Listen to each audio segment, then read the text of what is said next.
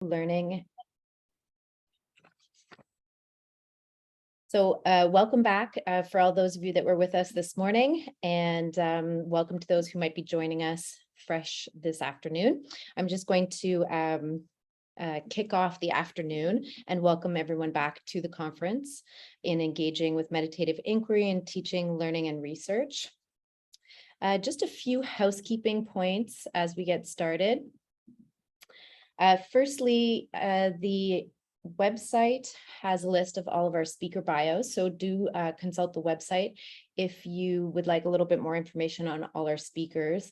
And I'll just add also that we have a YouTube playlist that was sent to you via email, which will have all the previous panels recorded for you to view afterwards. And this session will also be video recorded if you'd like to consult it afterwards.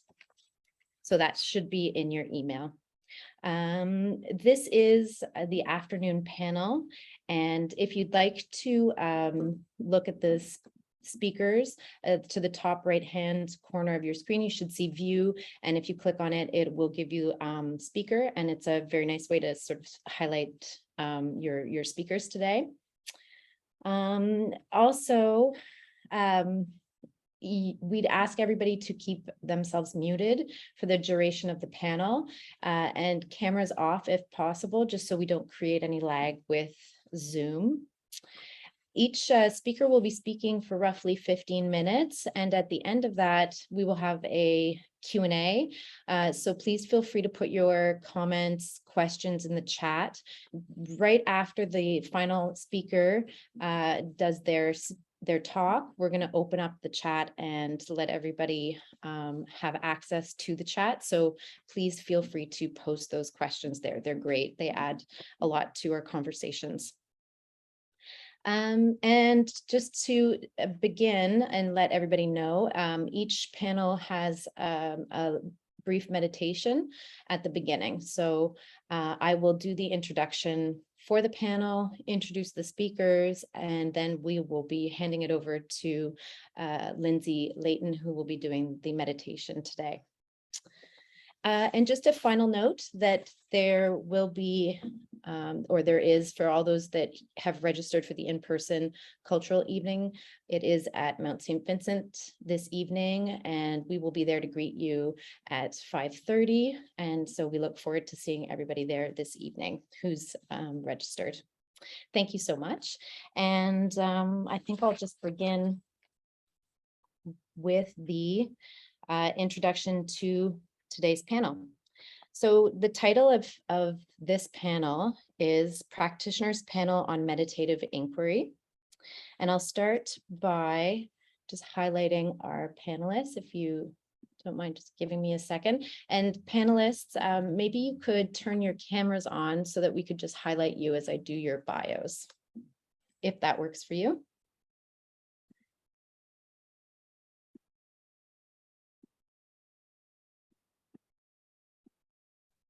Here we go, getting there. And just Lindsay. Perfect, thank you so much. That's great. I hope that's okay with everybody. So I'll start by introducing Laurie Cook. Laurie Cook is a veteran community development practitioner and is currently on her way to completing her PhD in adult education and community development.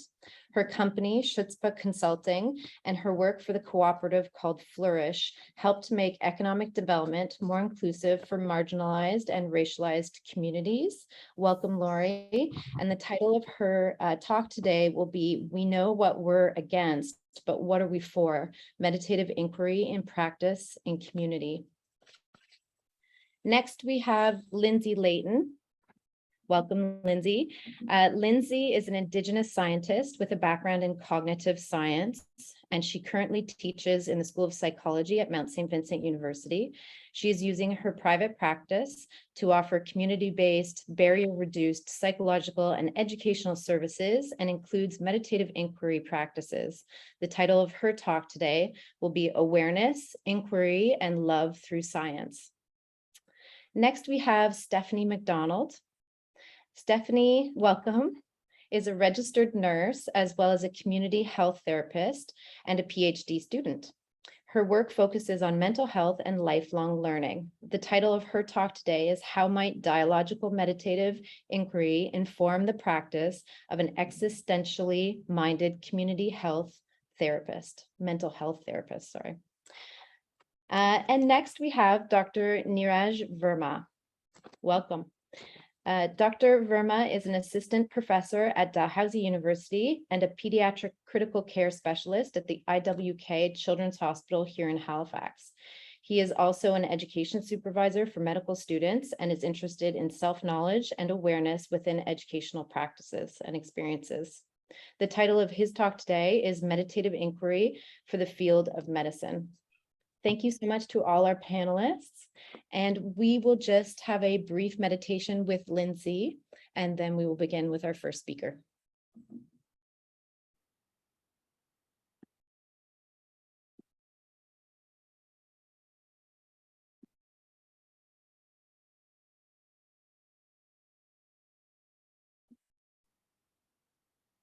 Whenever you're ready.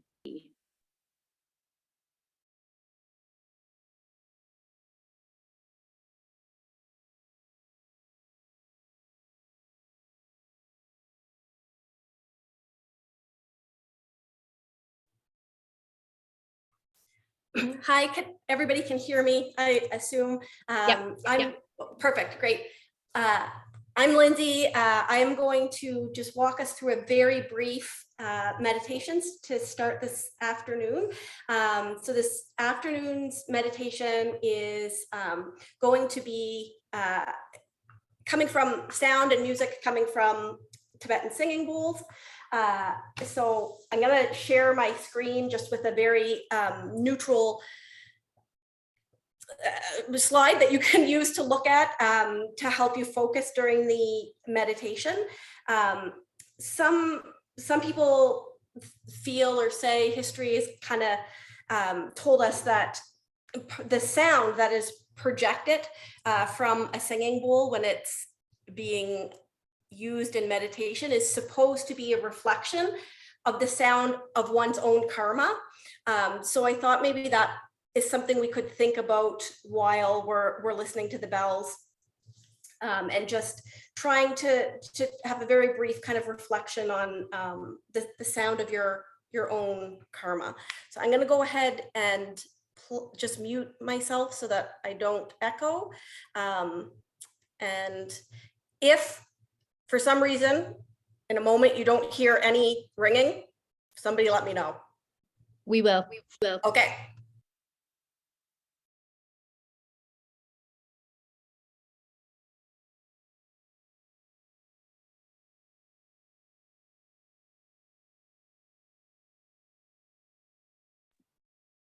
No sound just yet.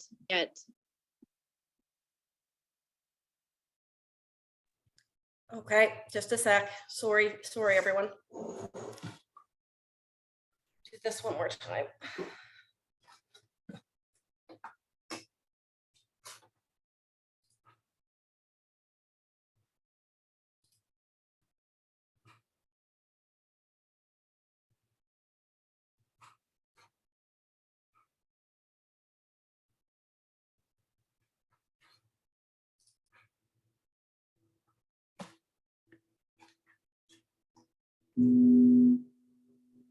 That was good.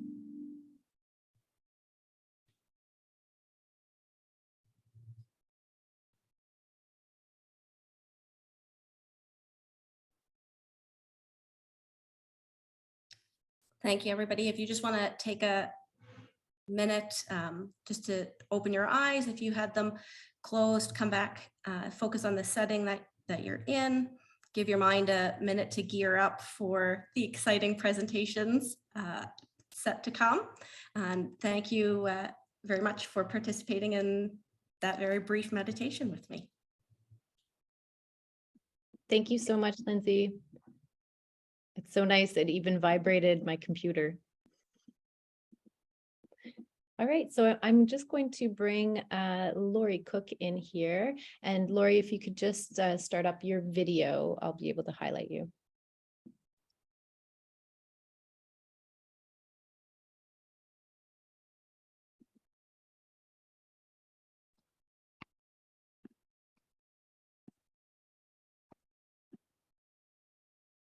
Okay to share screen? Yes, please. Okay. Laurie, sorry, just before we Yep. start, everybody has 15 minutes. So what I'll do is, if it's not too intrusive, I'll give you a warning at when you have 3 minutes left. Is that okay? Sure. Yeah, no, that's great. Sounds good.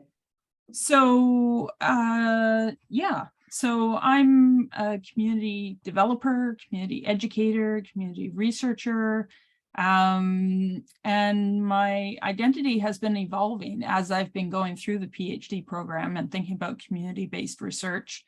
I'm also a person who lives with a mental illness, so I bring that perspective, and I have spent time being as I would call it, being excluded from the mainstream economy. So I spent several years on disability benefits as well.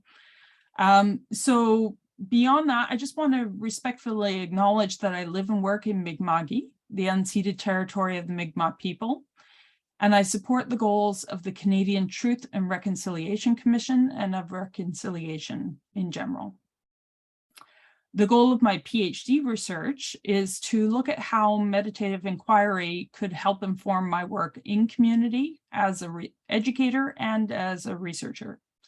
Also for this presentation, I'm going to share a bit about how this work is actually manifesting in a MyTax funded research project I'm doing with the organization In My Own Voice Arts Association, which can be found at inmyownvoice.ca. The purpose of iMove is to help people, especially those who have been racialized and or marginalized, who are incarcerated, have been incarcerated, or are at risk of being incarcerated, to reintegrate into community using the arts, film, and other forms of cultural production. Though really, as the ED Sobaz Benjamin would often say of iMove, if they were ever really integrated into community and society in the first place, they probably would never have been at risk of or actually been incarcerated in the first place. I'll also have 3 reflection questions for you as we go. You can just reflect on your own or share your thoughts and feelings about the questions in chat if you like. And certainly I would love to see what people are thinking or feeling. But again, it's okay to just ponder for a moment, learning from what we've been hearing this week.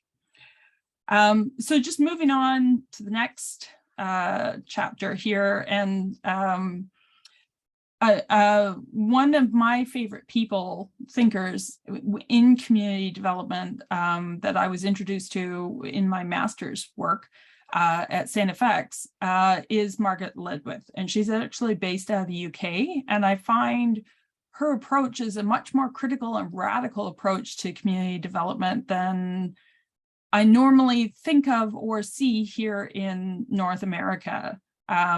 So a quote from an article that she wrote, Community Work as Critical Pedagogy, Re-envisioning Freire and Gramsci, in 2001, she says, the political nature of the work of education situates educators as either agents of the state or agents of transformative change, either perpetuating the status quo or creating the context to question. So I also often think of, when in the research that I'm interested in, I'm also interested in the field of social movement learning. I'm going to just put a question in the chat, or I was going to, but the chat seems to have disappeared for me. So maybe if someone could put in the chat. I can scribe for you. Yeah, that'd be great. The first reflection question that I want to pose for you, which is, what is the meaning of community development for you? So just something to think about. What is the meaning of community development for you? How do you think about community development? And I also wanted to mention that some key theory areas, emerging theory methodology areas that I was exposed to in actually Dr. Corbett's class, who's also my supervisor, post-humanism with Bradati. I'm really intrigued with the idea of decentering of the human, interconnectedness, affirmative ethics, the idea of no God but Spinoza's God, which is something Einstein famously said, and or thinking of it as God or the creator is in everything. And this is something I'm still learning about. So I'm not an expert here on post-humanism, but it is an emerging area of theory that I'm looking at as part of my work. Another area is agential realism with Barad, and the universe. Her idea of this is that the universe comprises phenomena, which are the ontological inseparability of interacting agencies. Basically, that everything is connected and entangled, and everything is influencing and impacting everything else. And I love the fact that she's a physicist as well as a social scientist. And I love the idea of this more holistic approach where we're still learning about, but love the idea of breaking down barriers between science and social science. I'm also a big science fiction fan, so I love the idea of blending the two and how science fiction tends to do that. I'm also very interested now too in learning more about Eastern and Indigenous philosophies from around the world, including Africa and both the Americas, as they're called, in a colonial vein. But so even like Juan Viver from the Andean region and Aymara people in particular, and then also the idea of Saradaya Shramadana, which I think came up, someone had mentioned before. And it's really interesting, Saradaya, I think, hopefully I'm pronouncing that properly. Mahatma Gandhi coined the term meaning the awakening of us all. And then Shramadana is the practice of voluntary sharing of time, resources, ideas, energy, and labor. And taken together, the movement's name emphasizes enlightenment through service and sharing, which speaks very well to me about community development. So then looking at meditative inquiry and community development, meditative inquiry is the art of understanding oneself and one's relationship to people and the world. and is an existential process through which each one of us discovers our own truths through living wakefully, meditatively, and creatively as we interact with people, knowledge, and the world within and around us. And this is just taken from the conference website for this conference. And I love that because I was first exposed to meditative inquiry about 2 years ago now. And in Dr. Kumar's class, a class that he was doing as part of my PhD doctoral courses that I had to do. And it really resonated with me. And I think part of the reason it really resonated with me was this sense of informality in terms of meditation, like just the idea of making space for reflection and inquiry, but no recipe or prescription necessarily on how you do that. I think it also resonated with me because of my experience as someone living with a mental illness. So I'm already very familiar with mindfulness techniques, cognitive behavioral therapy, and dialectical behavioral therapy, which I would highly recommend because it's very much skills-based. So I was already to go to Jack Mesereau and the idea of a schism in my head.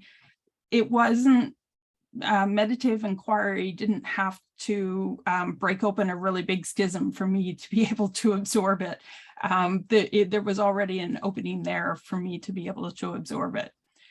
Also, in my own experience as a community educator, I would often ask questions, encourage dialogue versus just telling people what to think, and recognizing the basic premise of adult education is that we are all learners and we all have something to offer each other.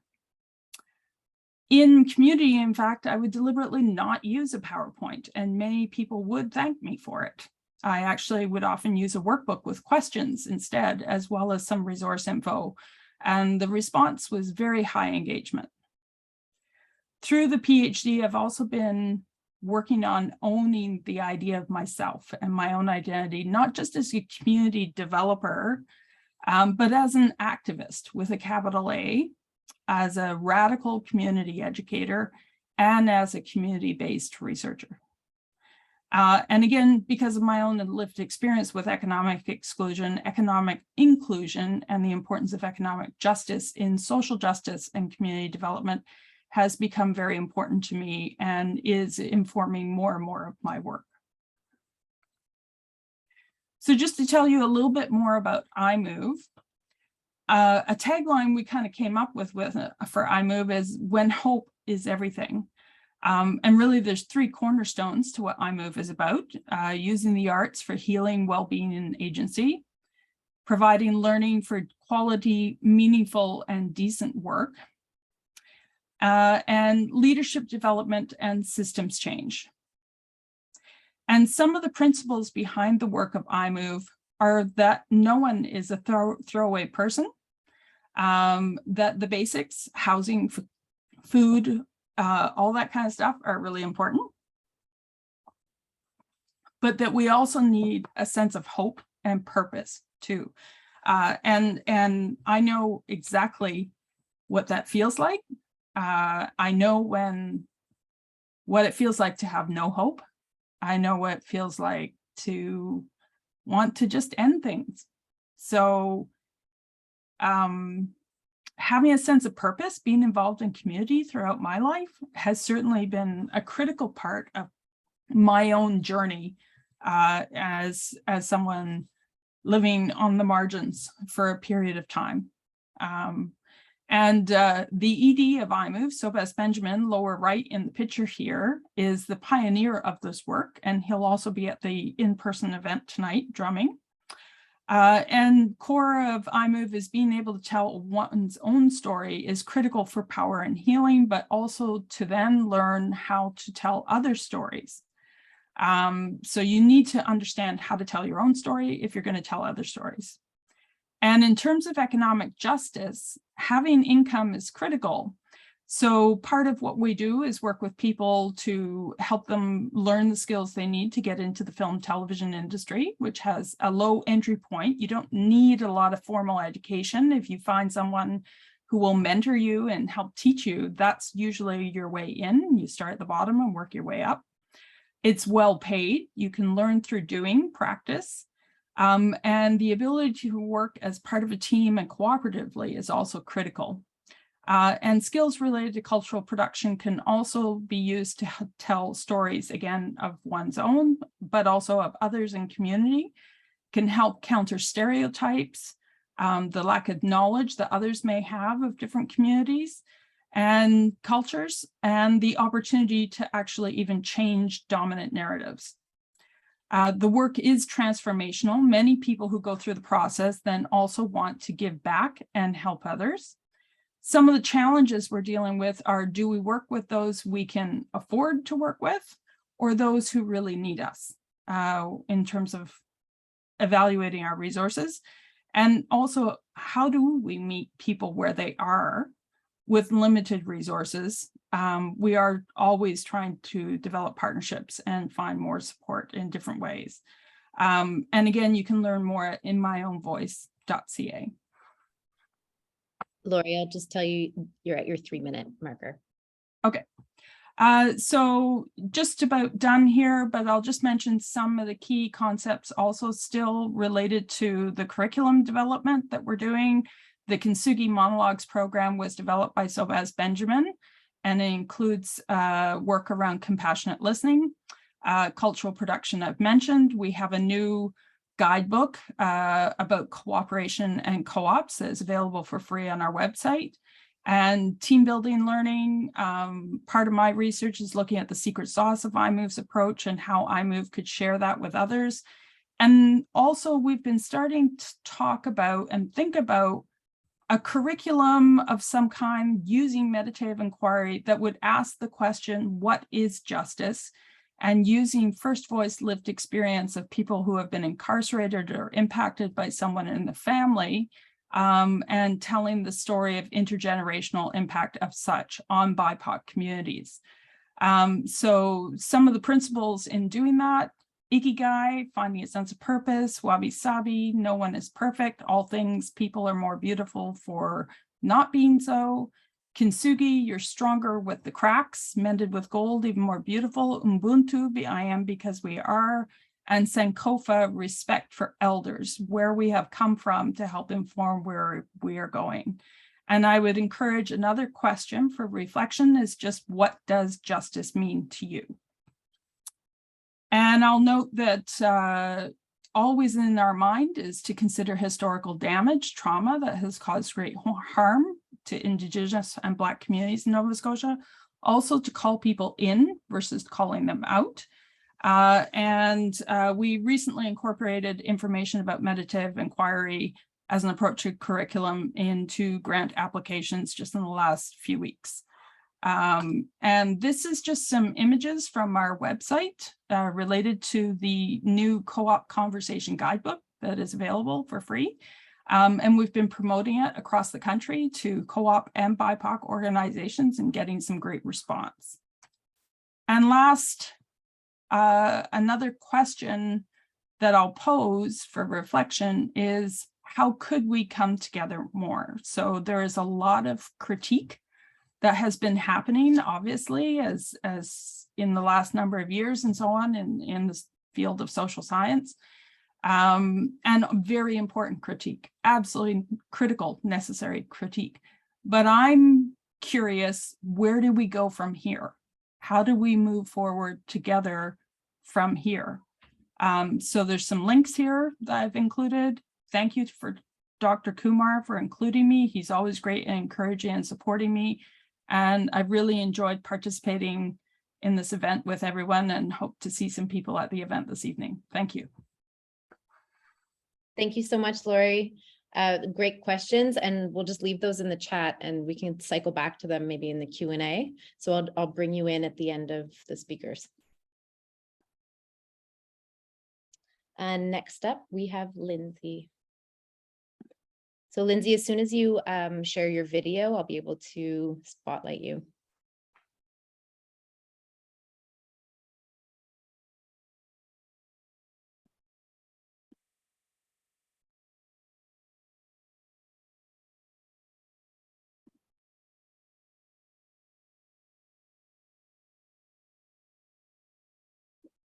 And same thing, Lindsay, as you're getting set up, I'll give you a 3-minute warning, if that's okay.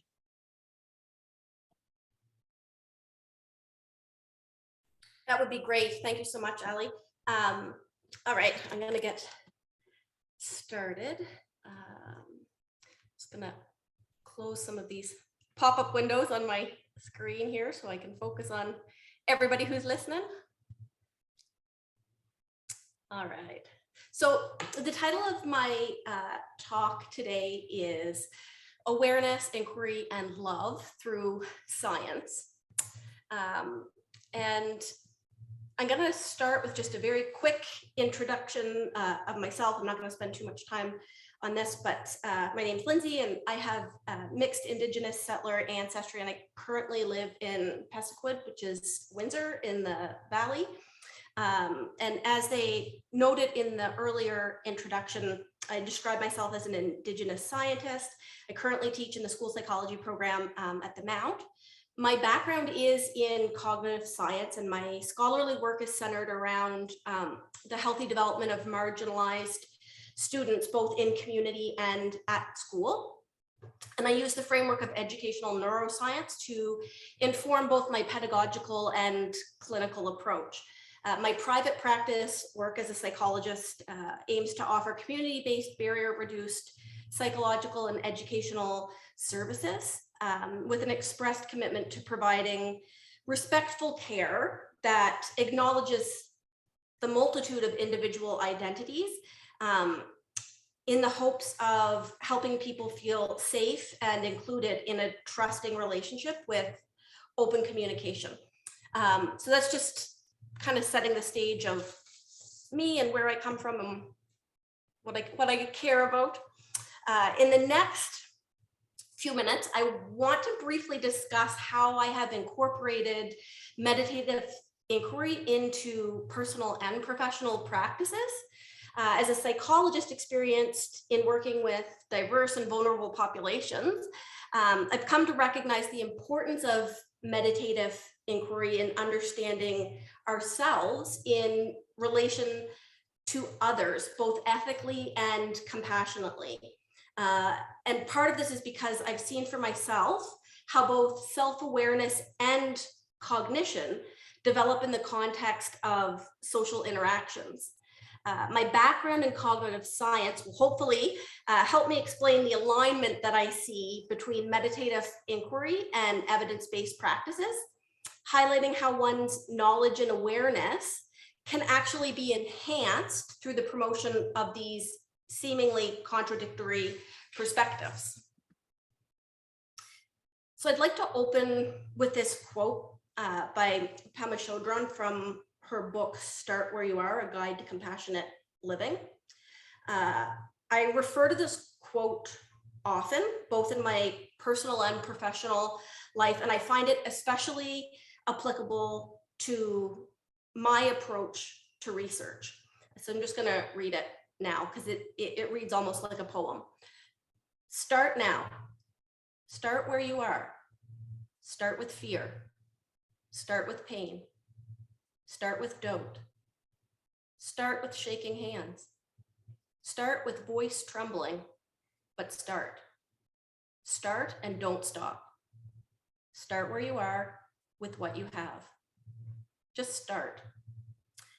So I'm sure many of you have experienced for yourself that sometimes at the beginning stages of a research project, I feel overwhelmed. I have this tendency to get all pumped up with overinflated ideas of what I want to investigate and how I can channel all of that energy to accomplish all of those thrilling things that I'm envisioning. And that is almost immediately followed by a crash of realization.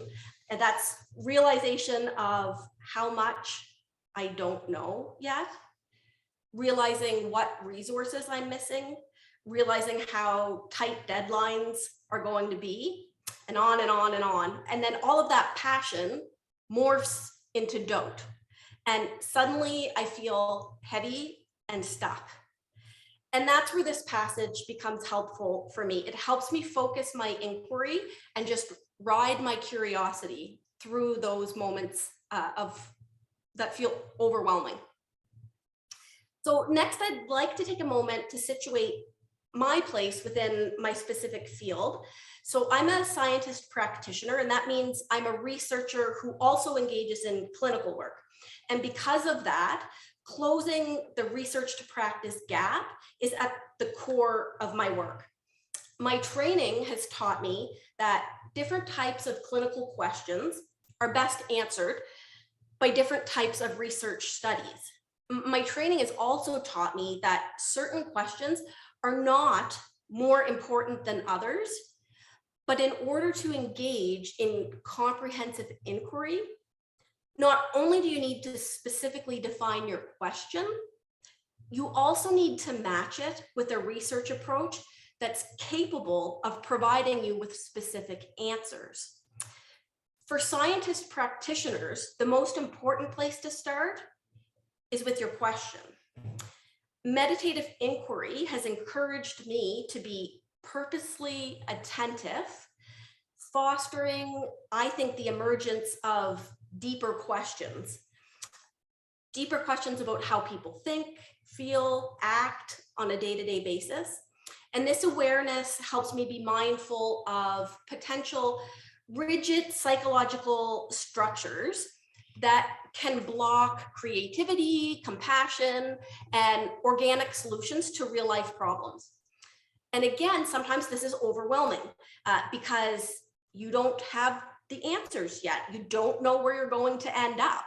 But there's also some comfort in this starting process because you can allow your curiosity to inform your inquiry. And that is how meditative inquiry has really become a part of my professional and personal practice. So the figure that you see now is an interpretation of traditional levels of research effectiveness. You might not always find the highest level of evidence to your question. And when that happens, you're supposed to just work your way down to the next level of evidence. Or shown another way, this is the same information in this chart. It describes the methodological approaches that correspond to traditional levels of research evidence. So the highest, and I say in quotation marks, the highest level of evidence is level 1, and that comes from typically meta-analyses and multiple RCTs, all the way down to level 7, which would be opinion-based or reports from experts that don't include any data. However, as I alluded to earlier, presenting this information in a visual hierarchy perpetuates the erroneous idea that some research methods are better than others. And in response, I would argue that it's not so much about the superiority of one approach over another, but rather some methods are superior to others at answering particular questions. So as an alternative, this table that you see now describes study designs that are best suited to answer each type of clinical question. So by framing the same information in this way, the hierarchy is eliminated and the focus is placed on addressing the inquiry appropriately. So this is just an example of framing your questions. And this comes from my own research. So I have 3 questions up there. And these are all things that I look at in my work. I'm not going to spend too much on time on this just for the sake of time, but what I would ask you to do is just read these questions and think about what kind of research methodology would I use if that was my question and I was trying to answer that. The questions, when you read them initially, sound very similar. However, when you look at the individual words that are used to define the inquiry, it sets up the research problem to be tackled in 3 very different ways. So just provide that as kind of an example of what I'm talking about. Now, what does this mean for our methodology and our research practice? Well, for clinicians, we have a responsibility through a fiduciary relationship to support our clients. That's why we're there. That's why individuals choose to seek out our services. They choose to enter a relationship of knowledge sharing and open spirit with us. Fiduciary relationships in the clinical sense involve trust and confidence. They require that the fiduciary acts honestly, in good faith, and strictly in the best interests of the beneficiary. And because of the profound brain-body connection, we cannot deny the necessity of recognizing the whole person. So whether you use the terms brain-body connection or body, mind, soul, thoughts, feelings, actions, physical, mental, spiritual, we're all kind of referring to the holistic nature of people. And in this sense, meditative inquiry helps me develop helpful and holistic treatment plans in partnership with those who are seeking my support. I believe that as a society, we have a duty to help others regardless of our own personal beliefs and our own conscious or unconscious biases. And over the course of my training, and more specifically through the intimate and vulnerable relationships that evolve through my clinical work with clients, I've developed a respect and appreciation for evidence-based practices as they help me fulfill this fiduciary duty. In the field of education, this means I often find myself needing to disseminate knowledge regarding how to best support vulnerable or marginalized people or students with the most effective strategies and plans, even though those are not aligned with widely held popular beliefs in the field of education. And this can be a very uncomfortable place to sit. But again, meditative inquiry gives me the opportunity to reflect on that discomfort without disrupting the treatment, the intervention, the healing process, whatever word you want to use to refer to that. So in order to decide whether you can also see the alignment of meditative inquiry and science, I want to take a closer look at what actually constitutes evidence-based practices or scientifically informed interventions. So the first one is utilize the best external evidence. So here we're evaluating and implementing the most current, clinically relevant, and scientifically sound research. The second factor is to draw on individual clinical experience. So here we're drawing on personal experience of what has worked and what has not worked in our clinical practice, and also integrating our own lived experience with our knowledge of our clients' interests and our clients' perceptions. And the last factor is to consider patient or client values and expectations. And here, 3 minutes. Did you say 3 minutes, Ali? I did. Sorry to interrupt you. Yeah. Okay, no, that's perfect. Thank you. So we consider the value and the preferences of our clients without allowing our own positionality and our own personal values to bias decision-making within that fiduciary relationship that the client has elected to become part of. I really see myself here, when I think about myself as a clinical practitioner, I would describe my role as guided partnership. And the ongoing process of meditative inquiry has been instrumental in developing an understanding of my place in the field and my place in the universe. So here I have pulled 4 key terms from what I would call my mission statement, and will briefly describe how meditative inquiry has given more meaning to their application in my work. So the first one is evidence-based practices. So meditative inquiry gives me an appreciation that other people's existence and time is important and should be valued. Regarding capacity building, meditative inquiry helps me appreciate that people can help themselves. People know what they need in order to heal, and they can do it. So basically I'm saying I'm no better than anybody else. There's nothing preventing me from sharing my knowledge with other people who can then use that knowledge to their own benefit.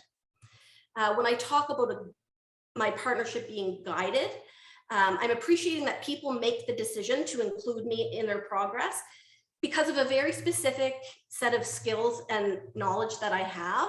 And I recognize that clients come to us for support, but they are in charge of setting the pace and their own goals. And then the last part of my mission, I guess, is that partnership piece. And here I highlight the appreciation that progress is really dependent upon mutual respect and genuine collaboration. So although in some situations I may be considered or labeled the expert, which I'm not, but sometimes that label is used, it's never my job to tell somebody what to do. It's my job to share what I know about the brain and the body and the spirit to help arm individuals to make decisions that are right for them, to help them choose interventions and healing processes that work for them. Whatever you want to call it, I need to make sure that there's a foundation of trust there. Otherwise, this relationship is not going to work. So coming up on the end of my time, I'm just going to end. I started with a quote, and I'm going to end with a quote from the same author. And I hope that as you reflect on her words, and I know they'll mean different things to different people, but I hope that you're able to see how I go about transferring love, respect, and compassion for my clients through the application of science informed by meditative inquiry. So nobody but yourself can tell you what to accept and what to reject. Thank you. Thank you so much. That's such a lovely way to finish with Pema Chodron. All right, and next we'll go to Stephanie McDonald, and if you could just turn on your camera, I'll be able to highlight you. Thank you. I feel like a ghostly apparition here. The sun is just beaming, which is wonderful, of course, but I've moved my computer a few times. It's still so bright. Same thing, Stephanie. Are you okay if I give you a 3-minute warning? Yes, absolutely. Thank you. Kuei, hello. My name is Stephanie McDonald, and I'm zooming to you from Mi'kmaq, Halifax, Nova Scotia, the ancestral and unceded lands of the Mi'kmaq people. I live in gratitude for their stewardship to this beautiful land, a place that I love for the memories it has provided and those yet to come. Before I begin, actually, and before I officially begin, I should probably clarify the title of registered nurse. I'm actually on educational leave from my registered nursing, so officially I'm not to use that title. So I just thought I should clarify that ethically. Before I begin, I want to express my sincere appreciation to Ashwani and his conference team for preparing this outstanding opportunity for interdisciplinary dialogue. I first encountered Ashwani's work, albeit only briefly a few years ago while doing research in my master's studies. I became more familiar with meditative inquiry during this past spring in Ashwani's class, a doctoral class in the Inter-University PhD program in educational studies, and I'm in the lifelong learning stream. My experiences in Ashwani's class and my early understandings of meditative inquiry have resonated deeply with my own existential thinking and my ongoing research in existentialism. Taking Ashwani's class was timely in my doctoral journey. I drew strength from one of Ashwani's frustrated comments in class. He said one day, "Nobody really cares about existentialism anymore. Existentialism will marginalize Stephanie's work, a sense echoed also in Vika's chapter, Ruminations on Dialogue, in the collection that we're discussing in this conference. Ashwani's comment was delivered with such a tone of frustration and yet at the same time with heartfelt honesty. I sense that it panged him as it does me that existentialist philosophers seem to have been sidelined in education. It was one of those moments where we are frozen in time, those rare moments where we are suspended in mental or visual clarity. Everything in our sights becomes clear and we get it. What I got in that moment was some much needed validation, not because of what Ashwani said, but how he said it. I suddenly realized that although I may have been feeling lonely in my existentially oriented research, I was certainly not alone. Ashwani's class and this conference have solidified this feeling. At this juncture, it might be helpful to very briefly explain what existentialism is, although as Viktor Frankl, an existential philosopher, psychiatrist, neurologist, logotherapist, Holocaust survivor, and author of Man's Search for Meaning explains, there are as many existentialisms as there are existentialists. And a quick aside, Franklin existentialism, based on the life and work of Viktor Frankl, has and continues to deeply influence my existential thinking and my doctoral research.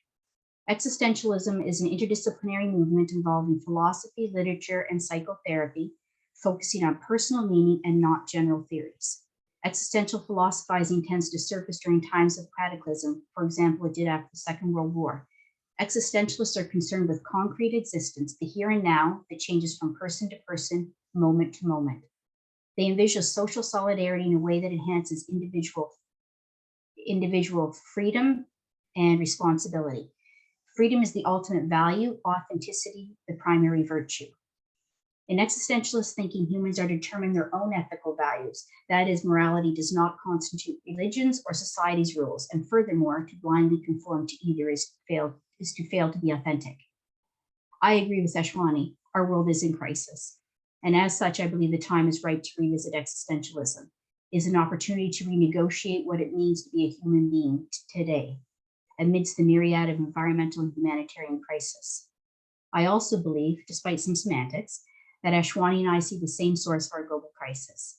In my mind, I envisage his assertion that human consciousness is the source of psychological conflict to be spirituality, more specifically, a perceived sense of spiritual meaningless. That is, a social malaise of apathy and internalized values taken from external sources. 60 years ago, Viktor Frankl lamented, "Things are bad and are about to get a lot worse unless we do something." I believe Ashwani has taken up Frankl's siren call. I aim to do the same, and I invite you to consider joining us in whatever capacity speaks to you. For the remainder of my talk, I will share how I see meditative inquiry can be useful in mental health therapy. I encourage you to consider the applicability of meditative inquiry beyond the purvey of education, therapy, or any other profession for that matter, because meditative inquiry is not simply about thinking or doing. It is about being, that is with a capital B. In true existential fashion, meditative inquiry does not prescribe, it invites. It invites each of us to explore what kind of human being we are in this moment and the human being we might choose to become in the next. I worked in adult inpatient psychiatry for 2 years before working as a rural community mental health therapist for 13 years. Despite their small populations, each of the communities I worked in had a diverse ethnic demographic that afforded me the opportunity to work with a broad range of cultures. I learned so much working with these diverse groups. However, what I learned the most is the powerful healing that can come with sharing one's story to an engaged and attentive listener. Deep and attentive listening, that is, listening with the intent to understand the others, in this case my clients' perspective and lived experiences, can foster an environment that promotes healing and change. When we listen to simply understand, not to prepare a response or to be convinced of another's viewpoint, we are afforded the privilege of just maybe, and for just a fleeting moment, sensing the lived experience of another. Listening in attentive silence offers the other person and ourselves the simple, yet incredibly rare gift of being fully present. My strongest takeaway in my nursing education came during my psychiatry rotation. During a class role play, our instructor reminded us that being fully present with the patient might be the only time that patient has ever experienced such a simple act of humanity. I still get goosebumps when I remember that. It was an incredibly powerful moment for me. When we are fully present, we are respecting the sacredness of another's being and our being. When we are fully present with ourselves, or when we are offering our meditative awareness to another, a door to our existential awareness opens. In other words, we are accepting the vulnerability that comes with opening doors to our fears, insecurities, and sometimes unanswerable questions. Through exploring Franklin and existentialism, I've come to understand that my lifelong question, am I doing what I'm supposed to be doing? And if so, how will I know? Is an existentially unanswerable question. I have come to accept that there is no ultimate singular meaning of life. There is only the meaning of each moment. In other words, there is no right and true path for my life. In fact, in existentialist thinking, I can be seen as having chosen the right path based on my decision-making process and not on achieving what can be seen as a right or good outcome.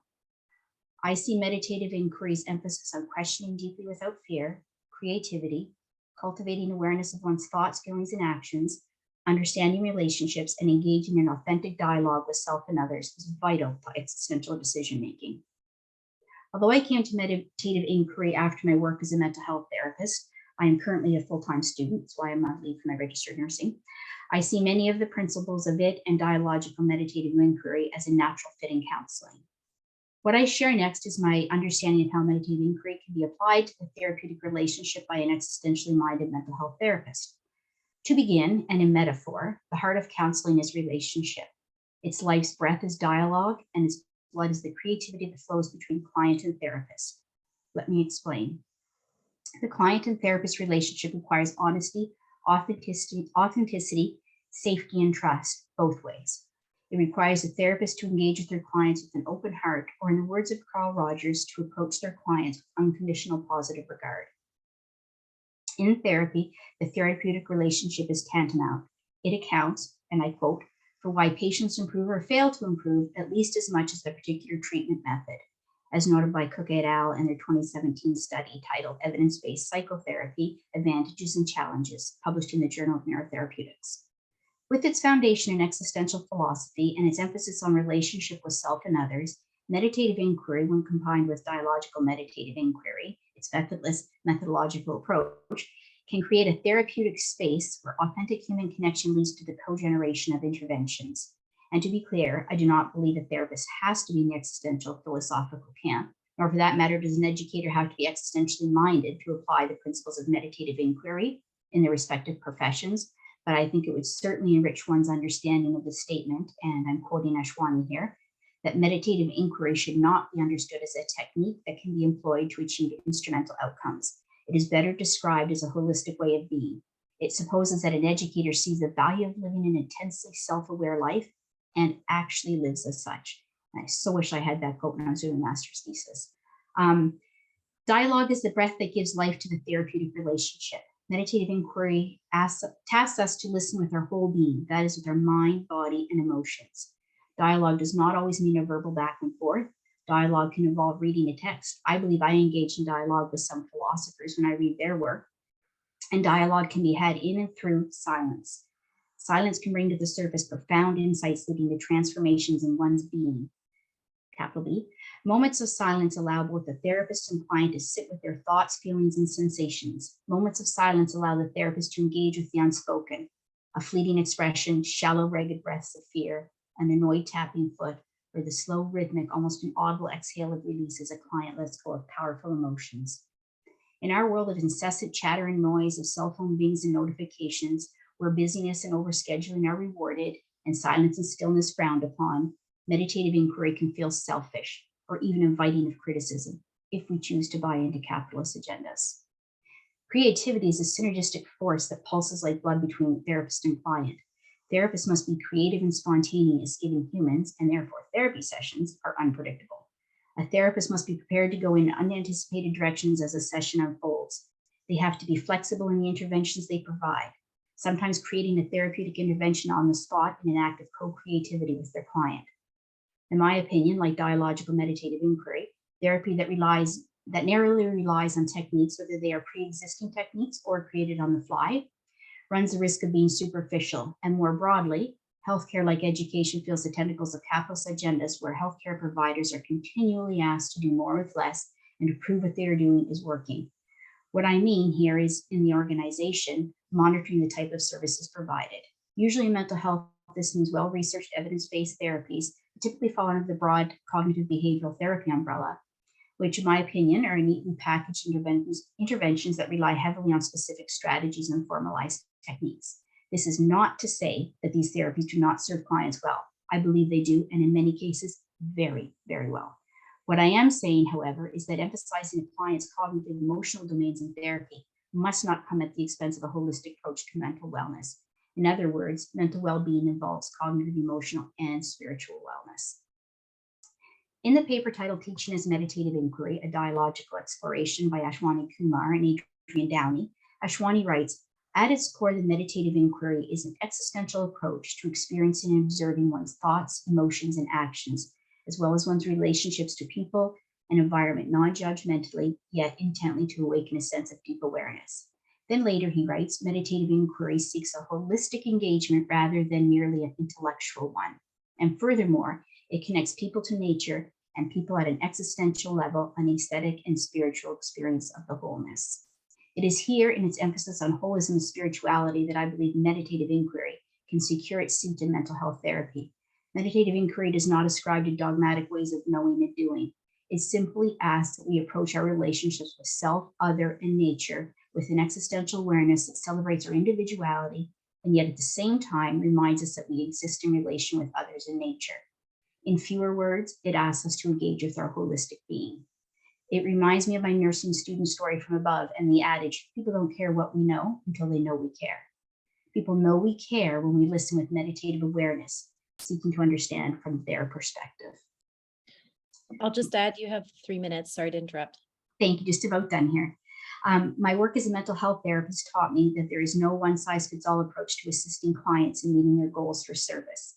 In fact, in community mental health, our toolboxes are usually an eclectic mix of techniques and strategies borrowed from multiple therapeutic camps. However, unless we build a strong rapport with our client, we might never be given the opportunity to open our toolbox. I find Ashwani's work to be hopeful. Hope for change is what brings people to therapy. They want to affect change in their lives and they maintain hope that it can happen. Sometimes they're not even sure what kind of change they need. They just know that the status quo is no longer working.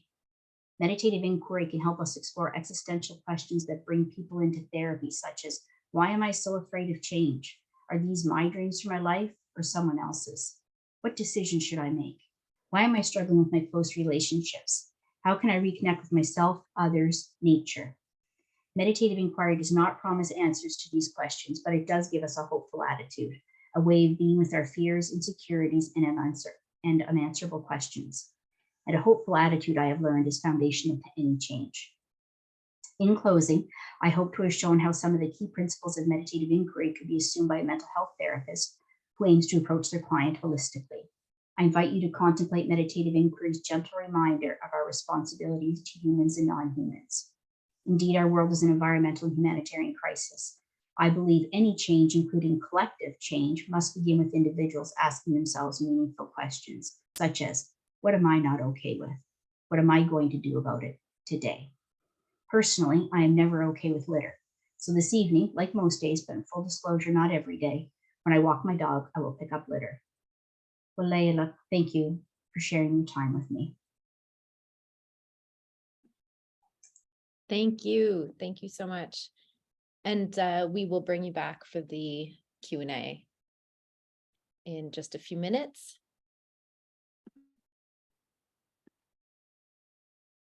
Perfect. And I will hand it over to you, Dr. Verma.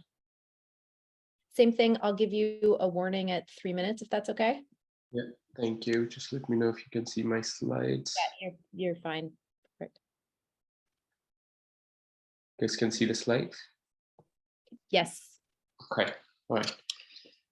Well, first of all, thank you very much to Dr. Kumar and the organizers for giving me an opportunity to participate and share my views in the conference. I was thinking what to present for this conference, and I understand, being a medical educator, probably the odd man out in the group of the people here. I thought it will be good to talk about in terms of what has been my association with meditative inquiry and how I am planning to incorporate in the medical education or or the vision of my vision to incorporate in the medical education.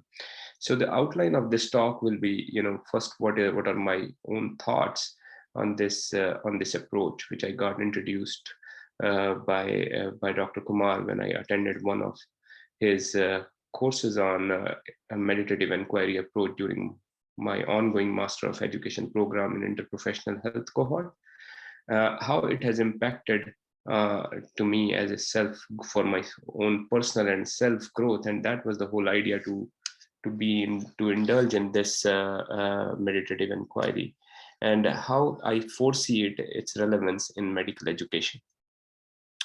So how I consider it is it's like meditative inquiry. We are calling it as an approach, but essentially it is like water, which can take shape of any vessel, and vessel in the form of our own nature and in our own mind and our own profession, as well as can be given any color based on our taste to it.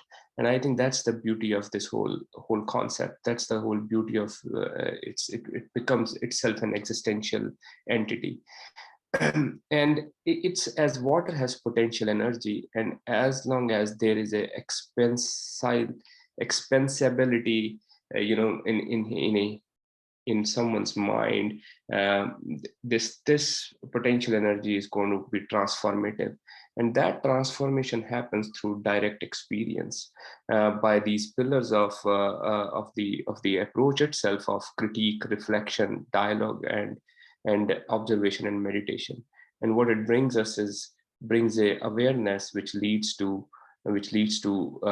transformation. And this particular transformation, why I say it as direct experience, is different from what I listen from someone, or I hear from someone, or when I perceive it by whole being. It is an irreversible kind of a transformation which takes place.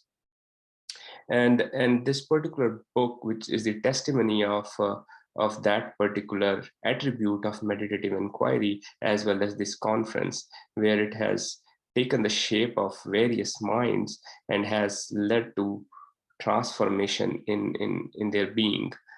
So these are my thoughts on meditative inquiry.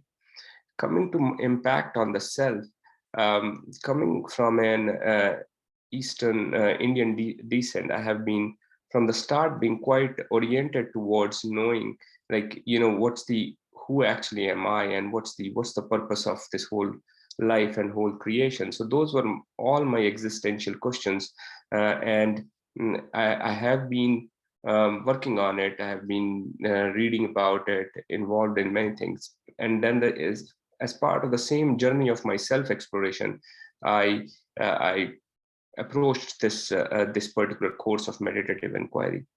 And I would like to share that what it ended up resulting into my transformation.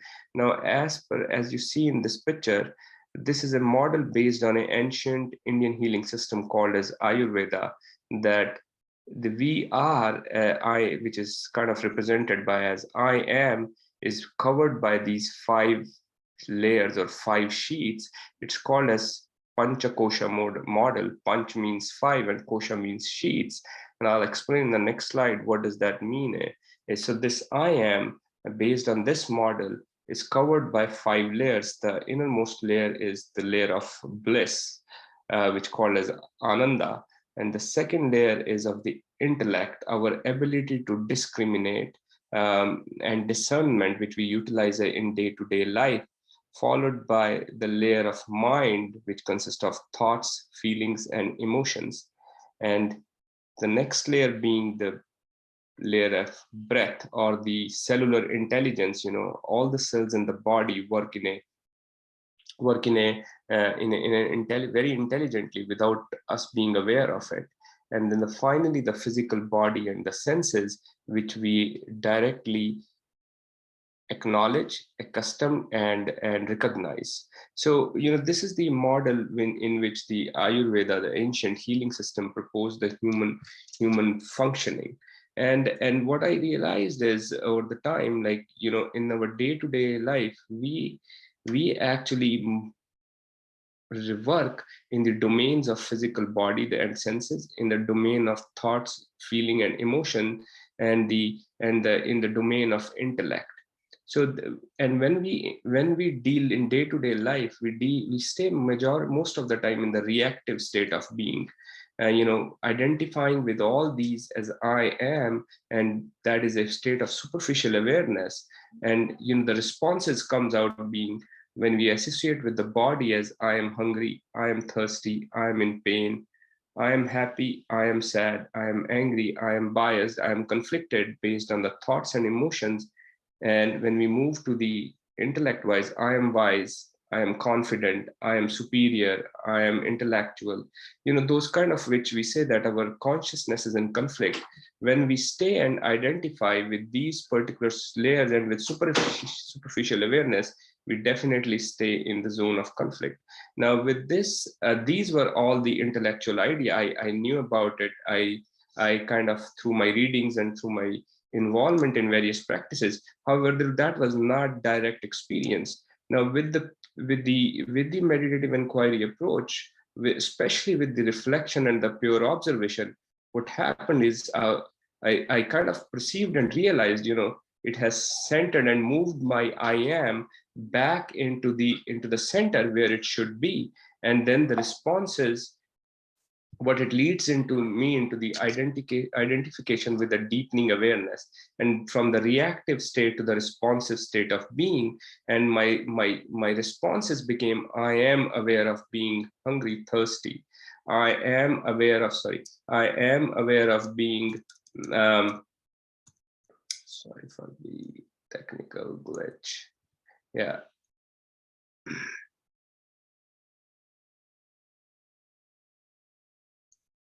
So I am aware of being happy, sad, and angry, and I am aware of being wise, confident, intellectual. So this shift and the space provided by the meditative inquiry has brought a significant transformation in my own being. It's not that I'm not reactive now. I'm still gets reactive. You can fluctuate between these two states, but there is a clear understanding and perception. And that was a personal growth for me, which came out of this, and kind of settled me in where I am, from just trying to understand myself from this model point of view. Now, moving on to its relevance in medical education. In medical education, if you look from the CanMed's role perspective, consists of medical expert, but it is scaffolded by other role of a doctor or any healthcare professional as a scholar, professional, communicator, collaborator, leader, and health advocate. Now, these scaffold the medical expert. If somebody is a great medical in the medical knowledge, but if other things are lacking, probably he will not be able to be more effective in his medical practice. And it's the vice versa, the same way otherwise. Like you can't have only other roles but poor in your medical knowledge. So both kind of enriches each other, and they are interdependent to each other while you communicate with your patients.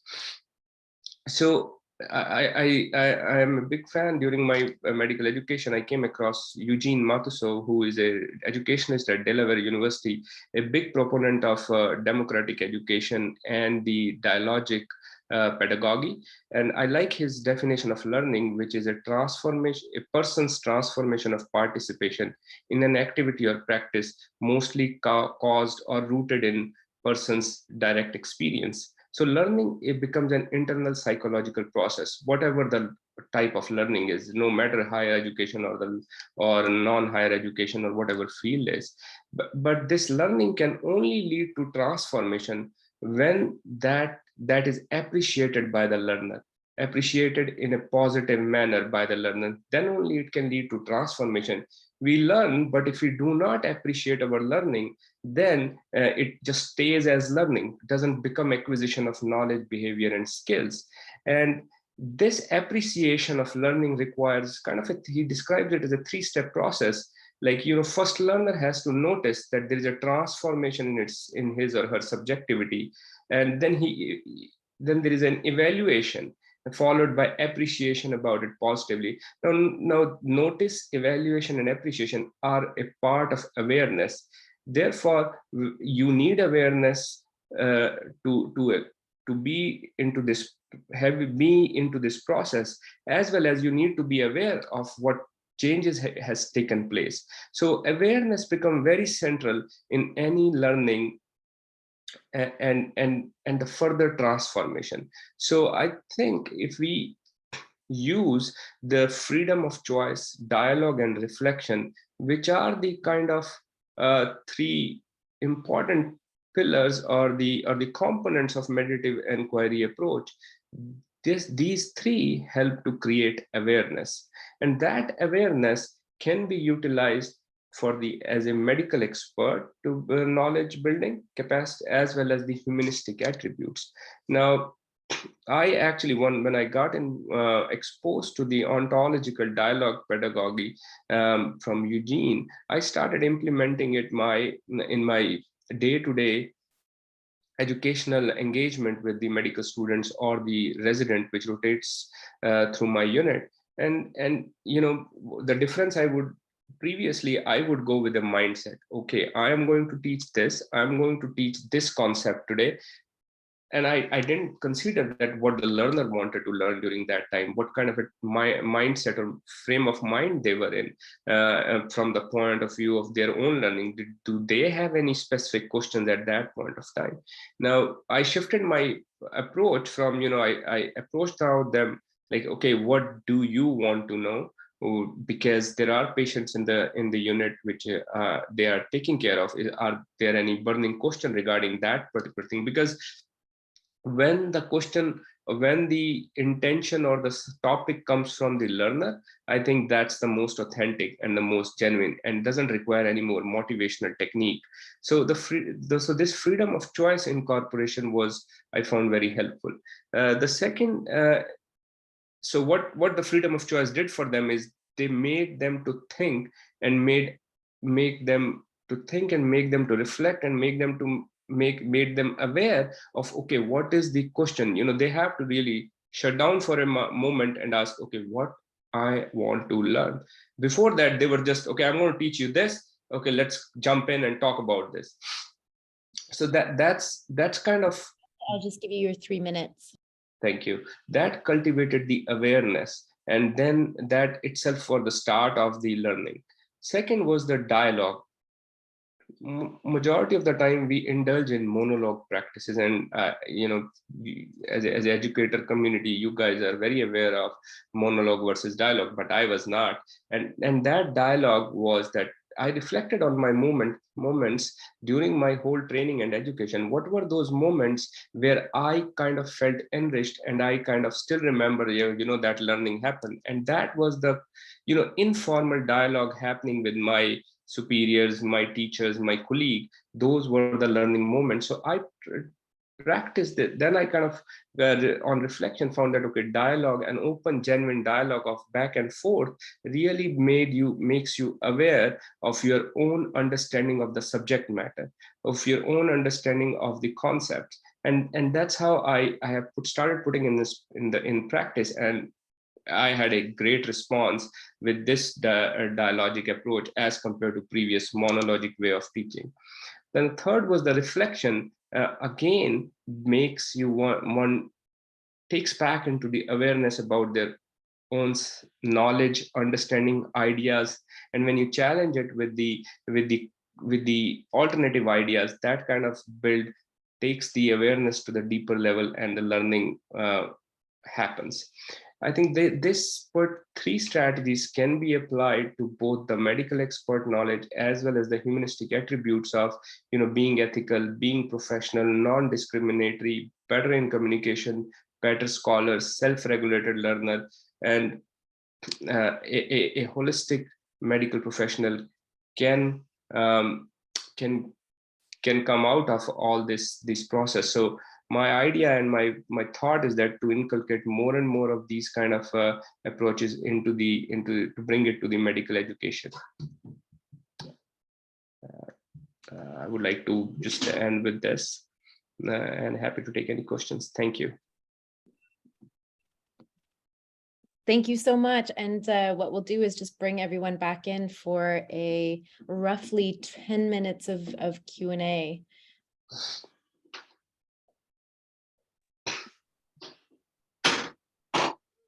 And thank you so much to all our panelists. Okay, and perfect. Thanks, Lindsay.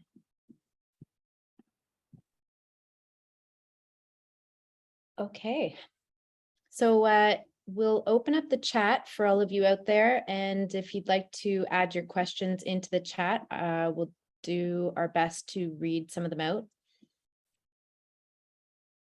Is there any comments maybe from the panelists just as we begin?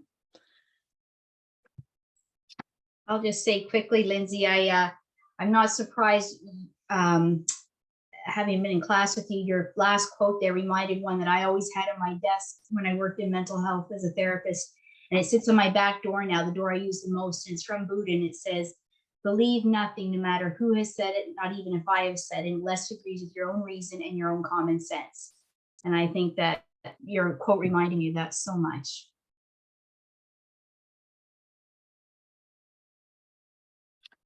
Yeah, I would say that quote's right up there with Krishnamurti, that he would be a fan of that quote. And I just, Stephanie and Neeraj, I really appreciated your perspectives as medical professionals looking at meditative inquiry as a consumer of the health system, and especially the mental health system. So it was very interesting to hear your perspectives on how you are incorporating that or thinking about that as well. Yeah. Thank you for that, Laurie. I was excited when I found out who this panel was. You actually presented to, I can't remember if it was, maybe it was in Dan's class. Anyway, you're, I think, a year or two ahead of us in the doctoral program. So of course you were a familiar face. And then I know Lindsay, we're in the same cohort. So, and Neeraj, I knew you were a medical background. So I was really excited about this panel to see the different perspectives that come forward. So it's been great. Thanks for the comments, Laurie and Stephanie. I appreciate it. I think a key thing for me, just while we're seeing if there's any questions, people are often maybe a little worn out at the end of day 3. So hopefully for those who can attend the in-person event, that will be fun. But I think for me, this conference has really helped me deepen my understanding of meditative inquiry in different ways. I was always fascinated with it from the time I first heard about it, but I still had trouble wrapping my head around it. And so I think this book, and also then this conference as an expansion even on the book, and just having such diversity of perspectives and people thinking about it, and thinking critically about it, as per earlier panel, you know, has been really interesting and really helped to deepen my own understanding and thinking about it in a way that I think I'm actually starting to use it more, because I feel like I have a better understanding.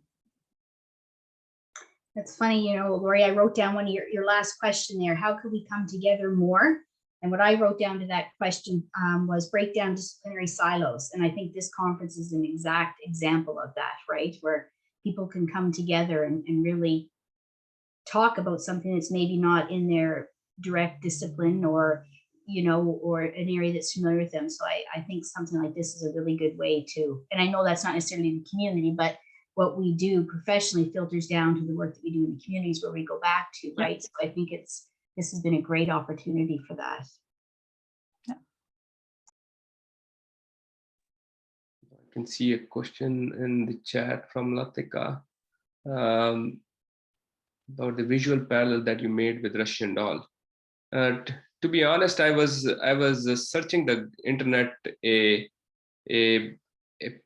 pictorial depiction of a Panch Kosha model, And I found this in when I put it in the Google and the images, and I like how it kind of puts the I am the person in the center of 5-sheeted Russian doll model.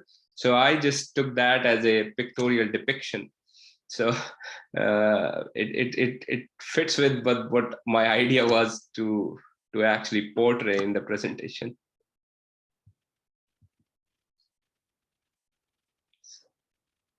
So parallel in cultural practices, I'm not very familiar with cultural practices from the Russian cultural perspectives, so I won't be able to speak about it.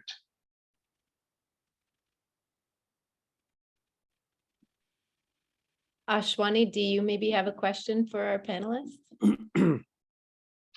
Not a question, but just maybe a few words of gratitude that you all took the time. It was so wonderful to have you in, I think, Stephanie, Lindsay, and Laurie in doctoral courses. Stephanie and Lindsay at one point, but Laurie at a different point. And Neeraj is a very close friend of mine, but he was also in one of my courses, Education as Meditative Inquiry, that I offered for the first time this May. The whole course was on the idea and practice of meditative inquiry, so it was very enjoyable. So it's just so wonderful to see how different people imbibe certain ideas and how they respond to them from their own perspectives. And I think that's what I've tried to highlight in the book, and I think it's very clearly highlighted through the conference that the way I view meditative inquiry is not a rigid prescriptive method that somebody has to take without their own thinking and reflection and just implement it. It's not like that. I haven't developed it through the so-called rigorous scientific process, right? It's more reflective, it's more personal exploration and study and many years of engagement with students.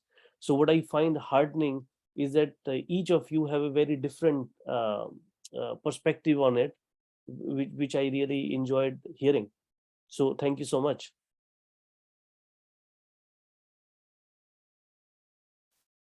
It's been a real pleasure. It really has these last 3 days.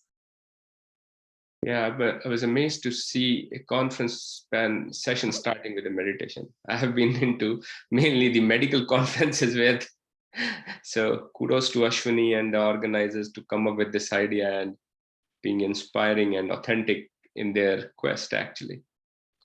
Yeah, I just echo that. It was, the meditations were all lovely, and lovely how they were all different.